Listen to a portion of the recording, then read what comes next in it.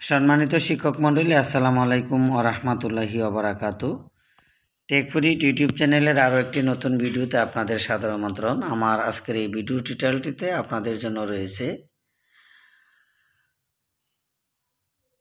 আপনারা অবশ্যই অবগত রয়েছেন বিদ্যমান পরিস্থিতিতে বাংলাদেশের সকল বেসরকারি শিক্ষা প্রতিষ্ঠানের যে নিয়মিত কমিটি, ম্যানেজিং কমিটি অথবা গভর্নিং বডি ছিল, ইতিমধ্যে সেটি ভেঙে দিয়ে আবার নতুন করে অ্যাডহক কমিটি গঠনের লক্ষ্যে গত বেশ কিছুদিন ধরে দফায় দফায় শিক্ষা মন্ত্রণালয় এবং মাধ্যমিক উচ্চ মাধ্যমিক শিক্ষা বোর্ড কর্তৃক অফিস আদেশ জারি হয়েছিল অ্যাডহক কমিটি গঠনকল্পে।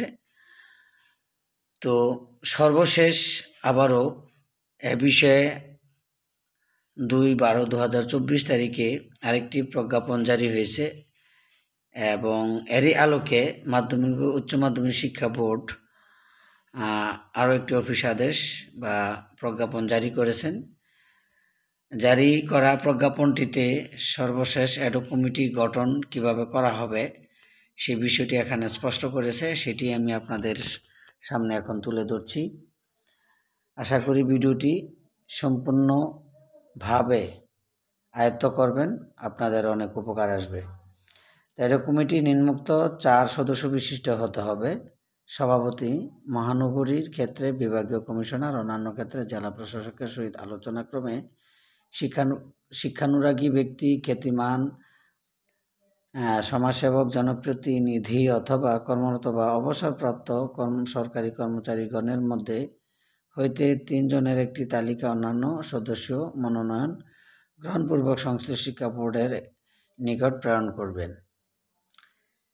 শিক্ষক প্রতিনিধি জেলা শিক্ষা কর্মকর্তা কর্তৃক মনোনীত সংশ্লিষ্ট বেসরকারি শিক্ষা প্রতিষ্ঠানের শিক্ষকগণের মধ্য হইতে একজন শিক্ষক। অভিভাবক প্রতিনিধি জেলা সদরের ক্ষেত্রে জেলা প্রশাসক কর্তৃক এবং উপজেলার ক্ষেত্রে উপজেলা নির্বাহী অফিসার কর্তৃক মনোনীত একজন অভিভাবক এবং সদস্য সচিব শিক্ষা প্রতিষ্ঠান প্রধান পদাধিকার বলে উল্লেখ। অ্যাডহক কমিটির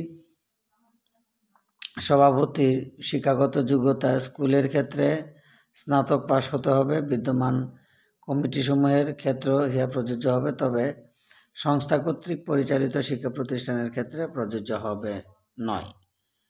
চেয়ারম্যানের মহোদয়ের আদেশক্রমে স্বাক্ষরিত বিদ্যালয় পরিদর্শক, মাধ্যমিক উচ্চ শিক্ষা বোর্ড, ঢাকা। প্রধান শিক্ষক, মিতালী বিদ্যাপীঠ, স্বামীবাগ, সূত্রাপুর, ঢাকা। এই ছিল আজকের গুরুত্বপূর্ণ এবং সর্বশেষ শিক্ষার আপডেট নিউজটি। তো আশা করি অত্যন্ত গুরুত্বপূর্ণ ভিডিওটি অত্যন্ত সুচারুভাবে আপনাদের মধ্যে বিষয়টি নিয়ে আলোকপাত করে কিছু ধারণা আপনাদেরকে দেওয়া হয়েছে। তো আশা করি ভিডিওটি আপনারা যদি ভালো লেগে থাকে তাহলে অবশ্যই লাইক, কমেন্ট করবেন, শেয়ার দেবেন। তো আজকের মতো ভিডিওটি এখানেই রাখছি। আল্লাহ হাফেজ।